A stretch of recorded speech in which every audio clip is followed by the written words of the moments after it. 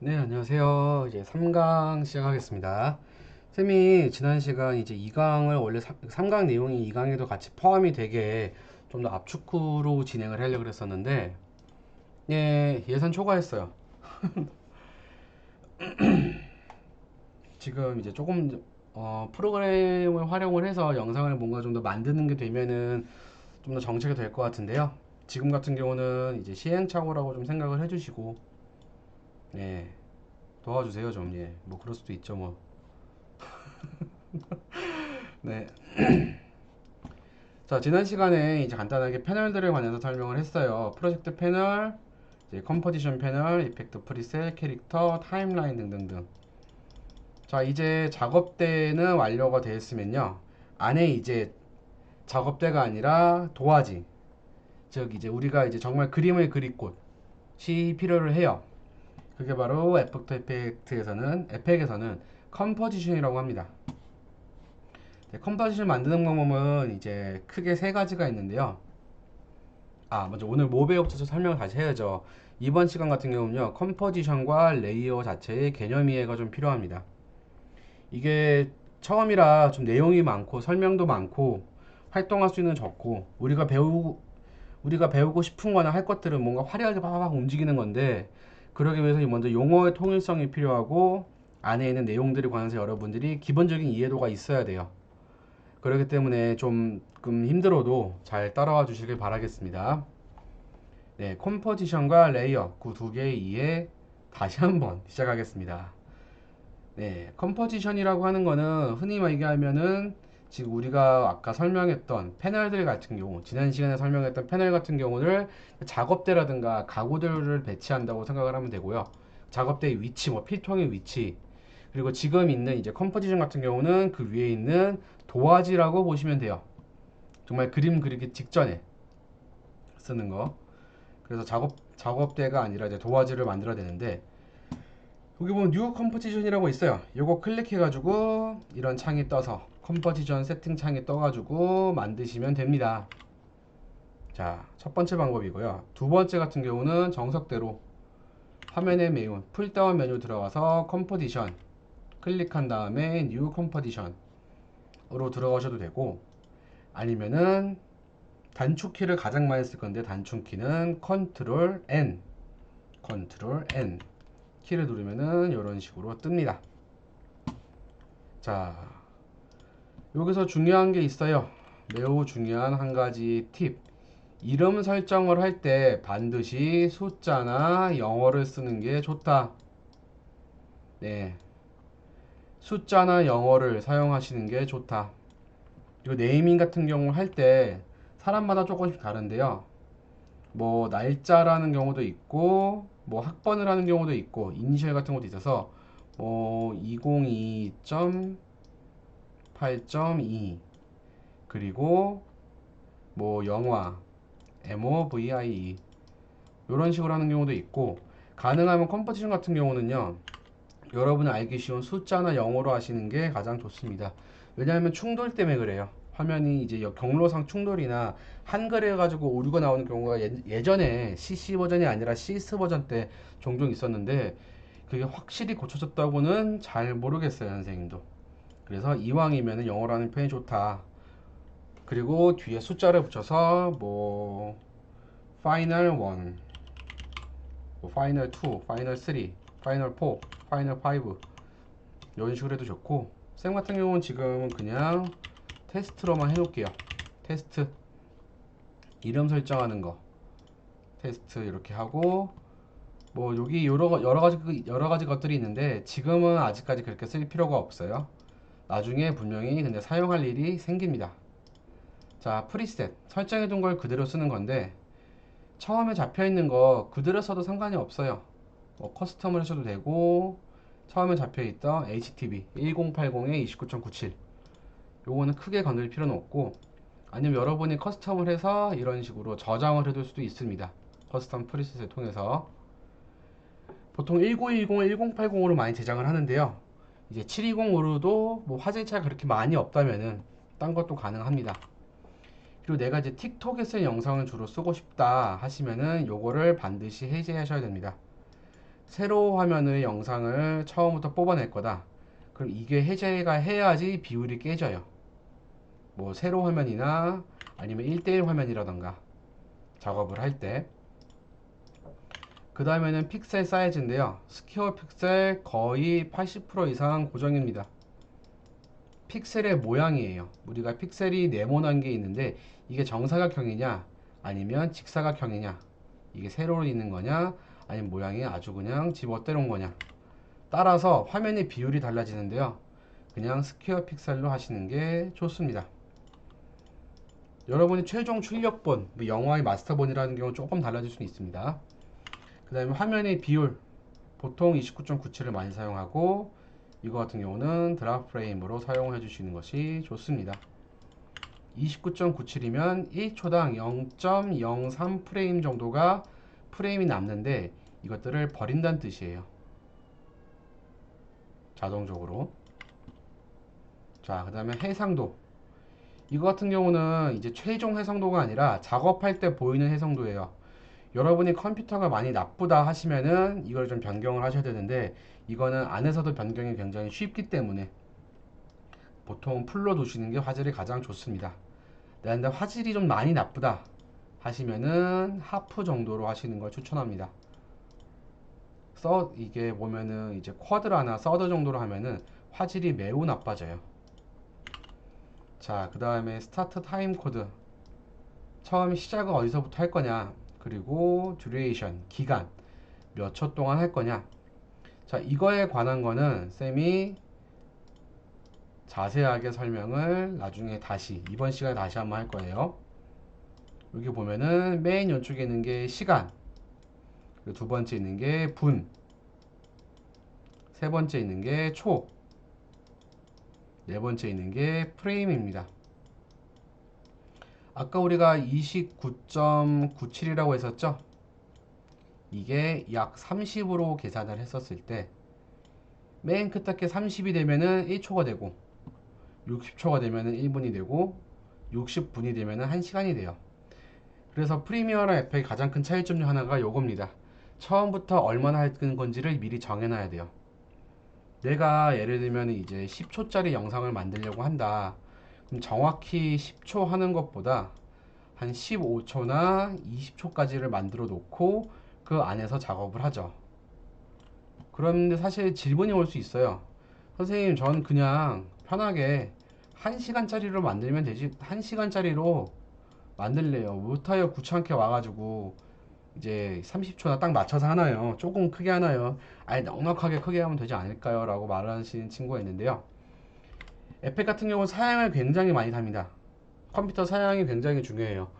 프리미어 같은 경우는 그래픽 카드가 없어도 기본적으로 CPU 그냥 작업용 노트북에서도 어느 정도 돌아가요. 근데 애프터 이펙트 같은 경우는 렌더링이라고 하죠. 화면에 한 장 컴퓨터가 스캔하고 보내고 한 장 스캔하고 보내는 작업을 매 프레임마다 합니다. 매 프레임마다. 한 장 한 장, 그러니까 29.97이면 약 30장이면은 1초에 30장을 컴퓨터가 읽어야 돼요. 60초면은 60 곱하기 30 하니까 1800장. 1분에 1800장씩 읽습니다. 그게 또 고화질이고. 그러면 이제 그때부터는 컴퓨터가 터집니다. 그렇기 때문에 이제 원하는 만큼만 딱 하는 것보다는 정확하게 약간만 넉넉하게 맞춰가지고 기간을 주로 하는 편이에요. 그래서 이게 이제 메인 편집보다 특정 효과가 더 좋다는 건데, 여러분 컴퓨터가 뭐 300만원짜리든 500만원짜리든 1000만원짜리든 그 정도 가격이 있다면 상관은 없지만 너무 비싸죠. 네, 너무 비쌉니다. 그리고 그렇게 길게 되면은 이제 안에 타임라인의 시간을 조절을 못할 때 잘못하면은 이제 빈 검은 화면만 계속 볼 수가 있으니까 최대한 비슷하게 맞추는 겁니다. 그리고 백그라운드 컬러, 어떤 색깔을 뒤에 배경, 기본 배경으로 둘 거냐. 자, 어떤 색깔을 기본 배경으로 둘 거냐. 뭐 흰색으로 할 수도 있고 검은색으로 할 수도 있고, 이거는 상관이 없습니다. 지금은 그냥 검은색으로 진행을 해 볼게요. 오케이. 자, 그러면 이런 식으로 이제 테스트로 만들어진 게 뜨고, 이제 이거를 아래로 내려주면 더블 클릭, 음, 쏘리. 자, 이런 식으로 나열해주면은 이제 창이 나온 거죠. 창이 나와서 지금은 이런 그냥 배경으로만 이렇게 딱 나와 있는 거고요. 이렇게 컴포지션이 완성이 됐습니다.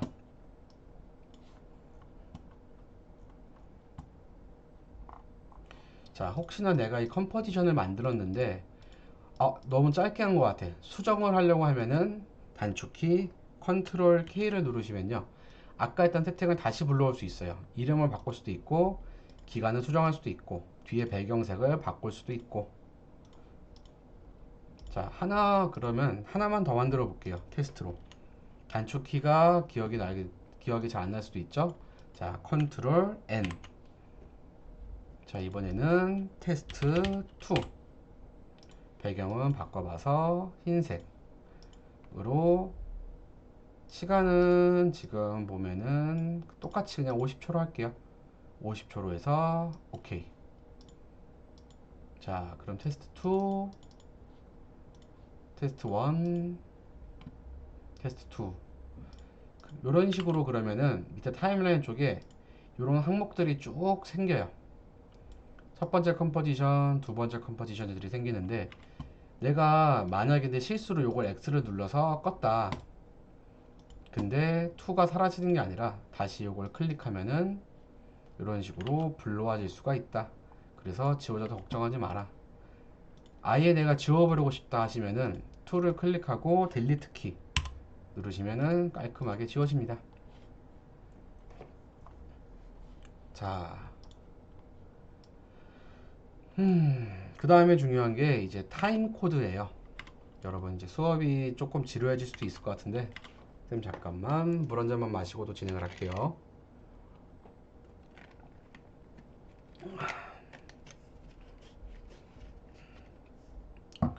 네, 두 번째로 이제 타임 코드에 대해서 알아야 되는데요. 아까 설명을 했었죠. 미안해요. 타임 코드, 시간, 분, 초, 그 다음에 프레임일이라고. 요게 굉장히 중요합니다. 자, 예를 들면은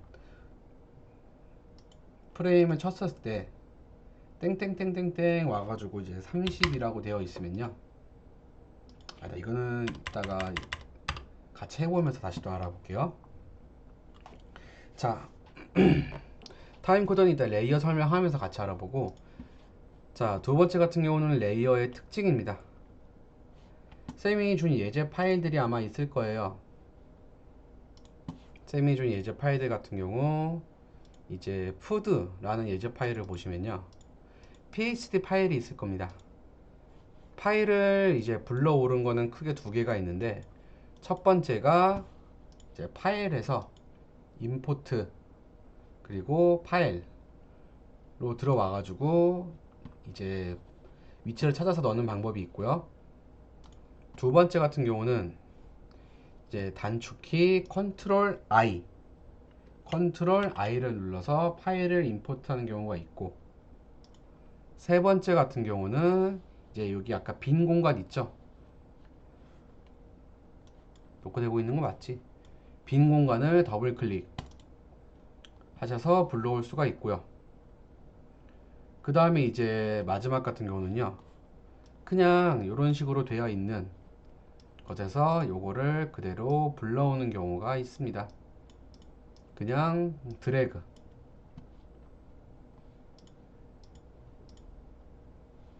네, 이런 식으로 불러올 수가 있다. 잘못 불러왔으면은 그대로 이제 꺼버리면 되고. 자, 다시 파일을 다시 한번 하나씩 불러볼게요. 피자.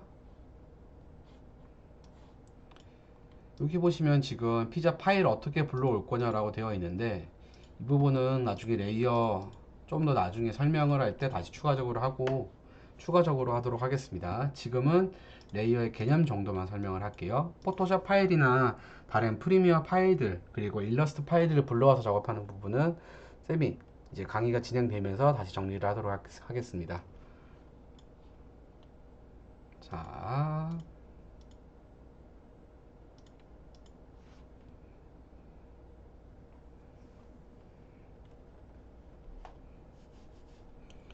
자, 지금 화면에 응답 없음을 보실 수도 있는데요. 왜냐면 지금 쌤이 불러일으킨 포토샵 파일을 통째로 불러왔었을 때 불러오는 방식이 조금 특이했어요. 어떻게 불러왔냐면은 푸드란 파일 같은 경우를 불러왔었을 때 네, 어떻게 불러올 거냐, 뭐 푸티지냐, 컴포지션, 리테인, 레이어 사이즈냐. 쌤은 가장 밑에 거에서 머지드로 잡아서 진행을 했었고,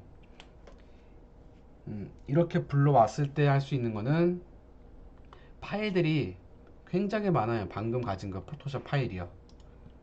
자, 파일을 한번 불러와 볼게요, 쌤이.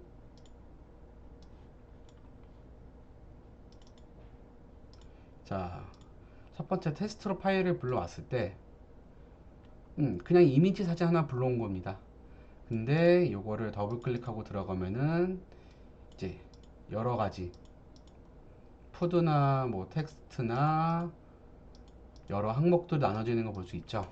포토샵에서는 이런 식으로 여러 레이어들을 나눠서 작업을 하는데 애프터 이펙트 쓰는 이유 중에 하나가 요겁니다. 예. 이렇게 여러 개로 나눠져 있는 프로그램, 여러 개로 나눠져 있는 레이어들, 이거를 애프터 이펙트에서 그대로 사용할 수 있어요. 나눠서 작업을 할 때. 그대로 작업을 해서 뭐 이거를 지금 여기 눈깔이 있는데요. 요거를 클릭해서 보이게 하거나 보이지 않거나 음, 클릭해 보면은 다시 또 안으로 들어가서 여러 개 항목이 있고 어떤 걸 보이게 할 거냐, 보이게 하지 않을 거냐, 이렇게가 있습니다. 자, 레이어의 특징들을 한번 알아볼게요. 뭐 포토샵이랑 같아가지고 여러분들도 조금 편할 수도 있는데 미안해요. 레이어의 특징들 같은 경우에는 첫 번째가 여기 보면 뒤에 있는 투명, 이 글자가 배경 위에 따로 이렇게 있는 것처럼 와가지고요, 글자만으로도 움직일 수도 있고 배경이 되게 투명합니다.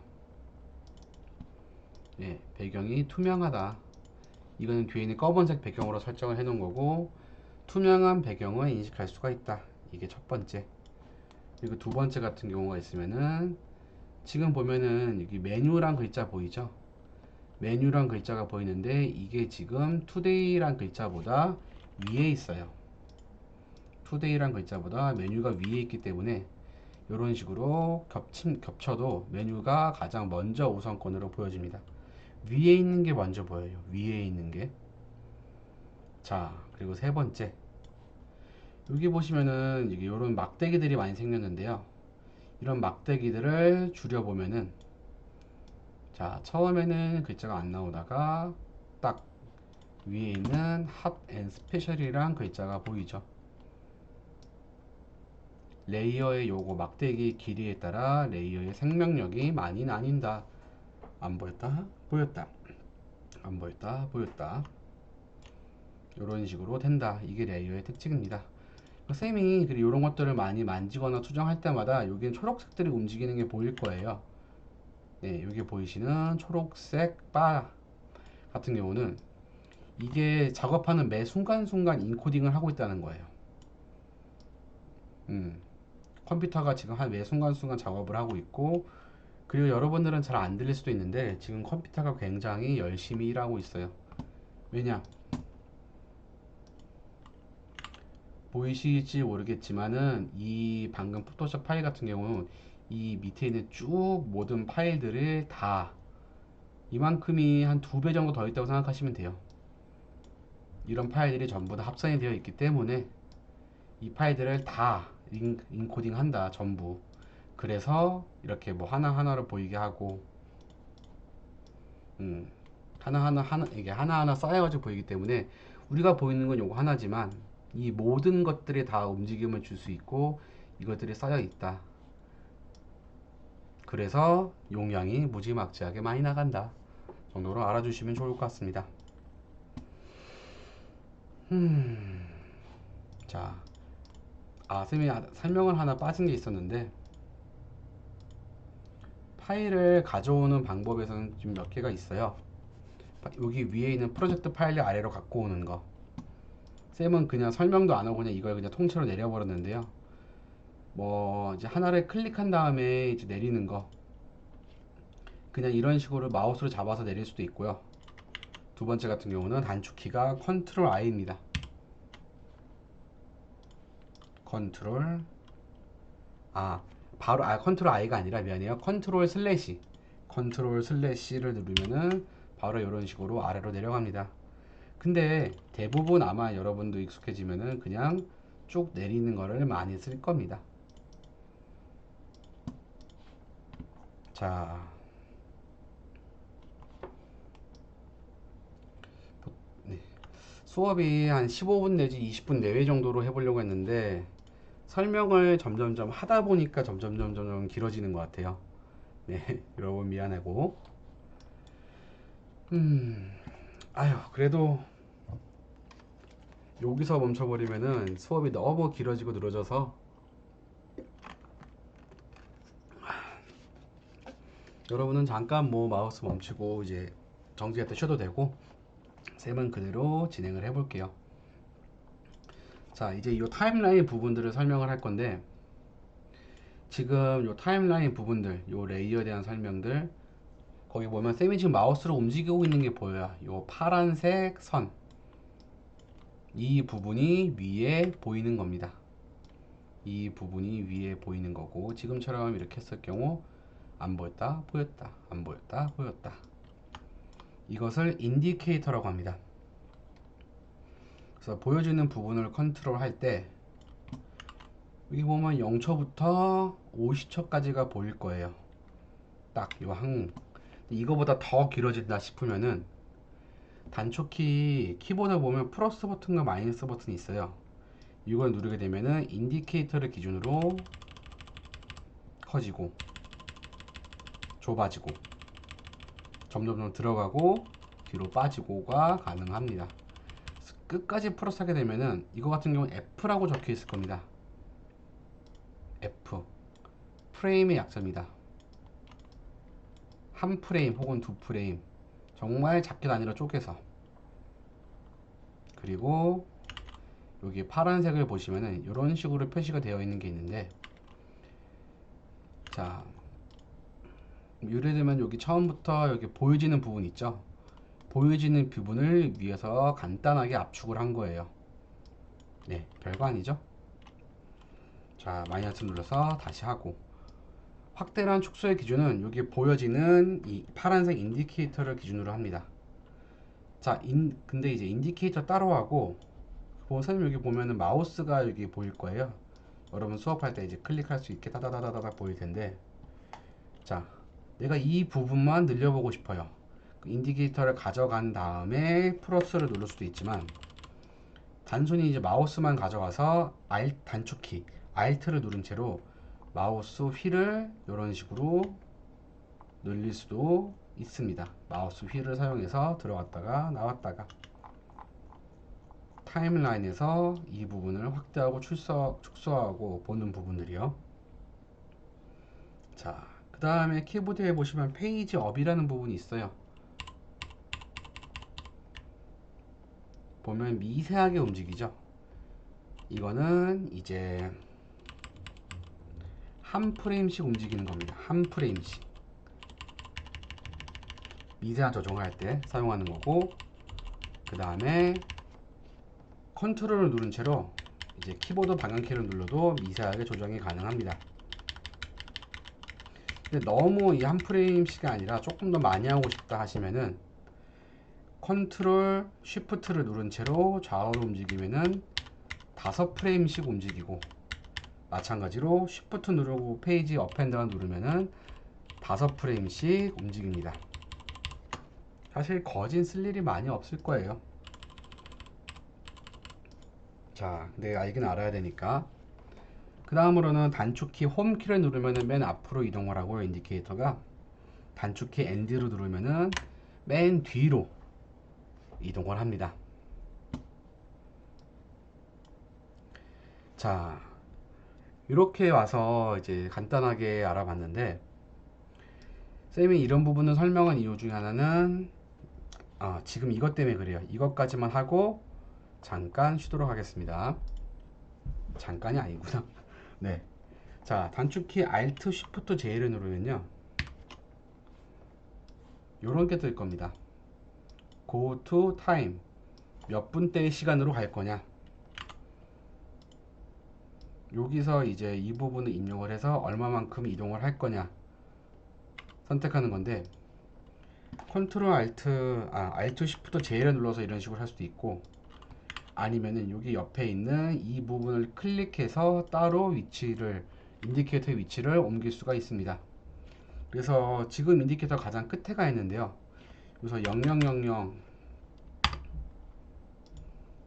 사실 이걸 제대로 할 거면은 0하고 땀하고 0땀 00땀 00땀 00을 쳐야지만 가능해요. 여기서부터가 좀 많이 어렵거나 헷갈릴 수도 있는데, 이걸 어떤 식으로 설명해야 되냐. 자, 세미전 학습지를 보시면 여기 타임 코드 보시면 이렇게 나와 있죠. 시, 분, 초, 프레임. 움직일 거면은 내가 원하는 구간으로 움직이고 싶다 하시면은 요 땀을 다 쳐야 돼요. 근데 이제 앞에 있는 부분을 묵살하고 앞에 있는 부분을 살짝이 아니구나. 어떤 식으로 설명해야 되지?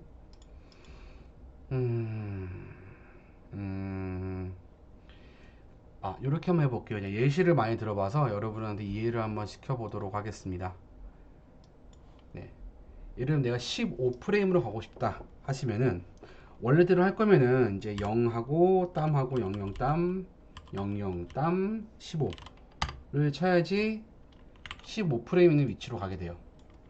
근데 앞에 있는 내가 정확히 딱 15프레임 쪽으로만 가고 싶다 하시면은 앞에 있는 부분들을 다 지워버리고 그냥 15라고만 쳐셔도 15프레임으로 갑니다. 내가 1초 15프레임을 가고 싶다 하시면은 앞에 있는 부분 없애고 01, 15 라고 치시면은 앞쪽으로 인디케이터가 이동이 가능하고요. 내가 1분 1초 1프레임으로 가고 싶다 그러면은 앞에 0, C를 빼고 분부터 01, 01, 01.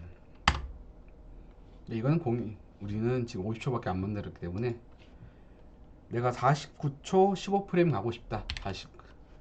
49, 15 치시면은 49초 15프레임으로 가게 됩니다. 요거에 대해서 이해가 조금 더 부족하면은 선생님이 손을 들어주시면 직접 알려주도록 해보겠습니다. 자, 그 다음에 일단 또 설명을 할게. 내가 만약에 이제 이런 초 단위 초나 프레임 단위가 아니라 조금 더 많은 단위를 해보고 싶다. 쌤이 테스트 요거를 다시 한번 초를 한번 조금 더 늘려볼게요. 자, 컴포지션 수정한 단축키는 뭐라고 했죠? 컨트롤. 대답을 왜 안 해주죠? 미안해요. 컨트롤 K. 자, 듀레이션으로 와서 이 부분을 한 10분으로 해볼게요. 10분으로 할 거면 아까 배웠던 응용에서 시간은 없고 시간은 지워버리면 되고 10분 10, 그 다음에 초 00, 프레임 00 하시면은 쭉 했었을 때, 자, 여기 보면 10분이 됐죠. 그리고 이 영상의 길이는 굉장히 짧네요. 처음에 잡았던 게 50초였으니까 이렇게 확 줄어들 수밖에 없죠. 지금 보시면은 이제 선생님이 나중에 영상을 이제 미리 잡아놓은 거에서 훨씬 그랬었잖아요. 이미지 같은 경우는 처음에 나온 영상, 맨 처음에 잡았던 컴포지션의 길이에 따라서 나오는데 중간에 수정을 해버렸으니까 이거 길이 같은 경우는 더 늘리거나 할 수가 없어요.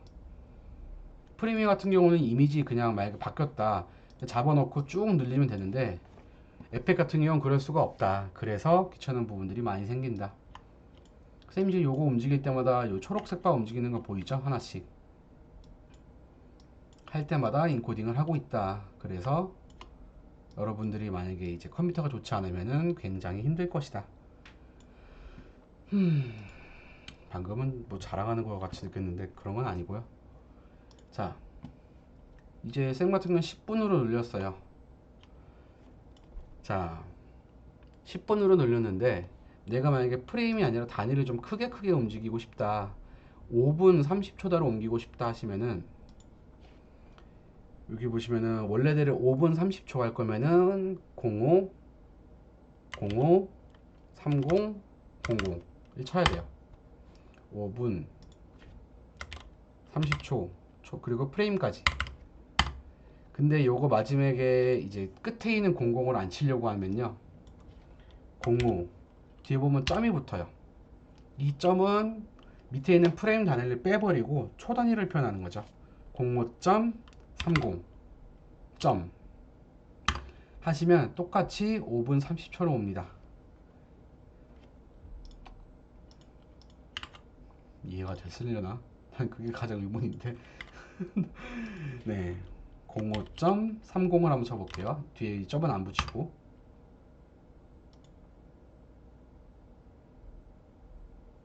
음.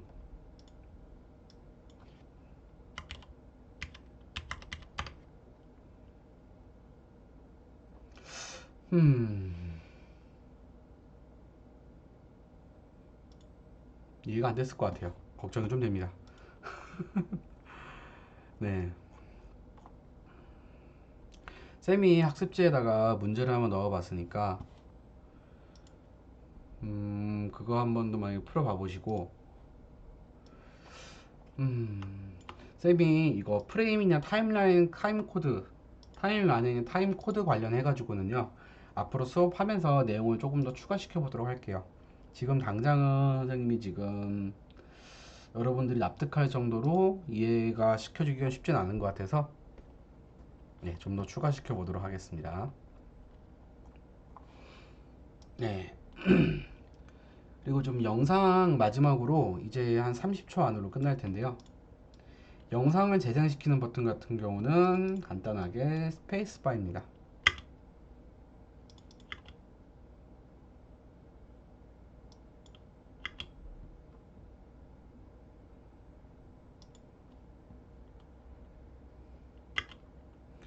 네, 지금 보면 이게 같은 사진이, 이게 계속 영상이 아니라 여기 사진이어가지고 여러분 티가 잘 안 나는데, 다른 걸로 한번 내용을 바꿔보도록 할게요.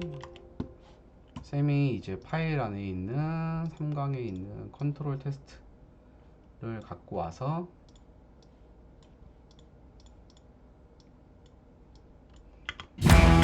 아우 시끄러워라.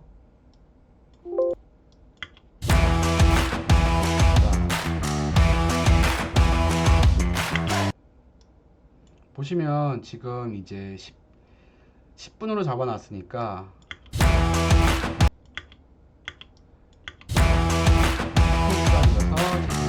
을 볼 수가 있습니다.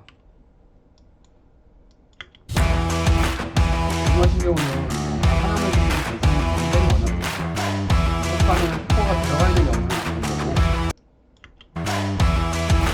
이런 쪽에 초록색이 지금 거의 꽉 차 있기 때문에 영상이 끊김이 없이 진행이 됩니다.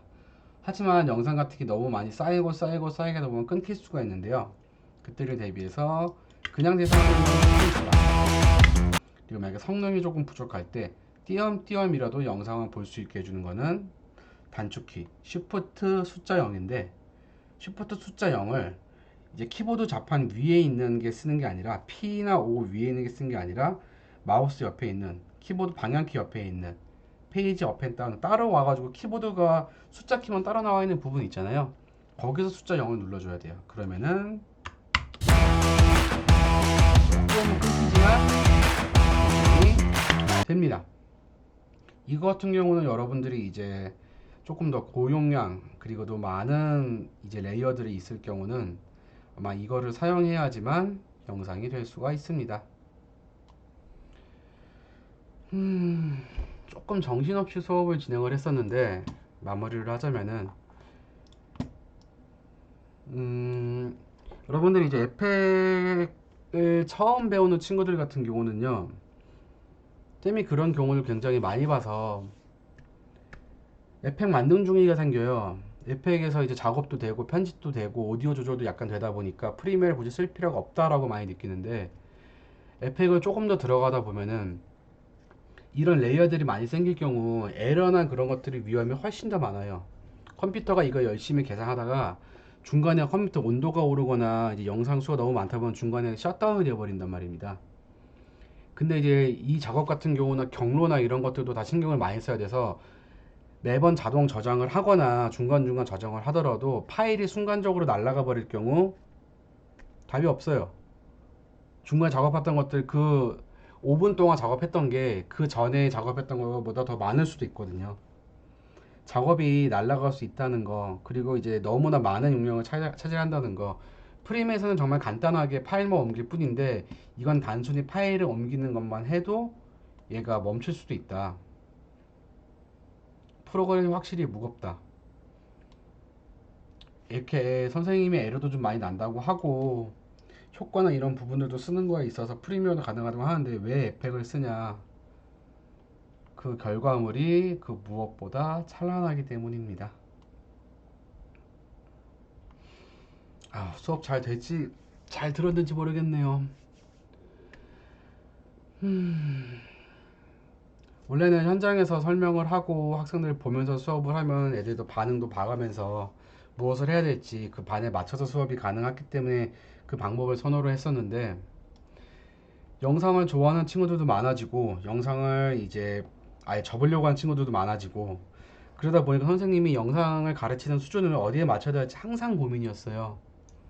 그러다 보니까 이제 배워서 여러분들을 맞춰서 정리를 해가지고 이런 식으로 이제 영상을 찍게 되었는데 선생님도 점점 더 발전할게요. 여러분들도 잘 따라와서 에펙을 잘 사용했으면 좋겠습니다. 이번 시간 좀 많이 수업했네요. 고생했습니다. 자, 4강에서 봬요. 안녕.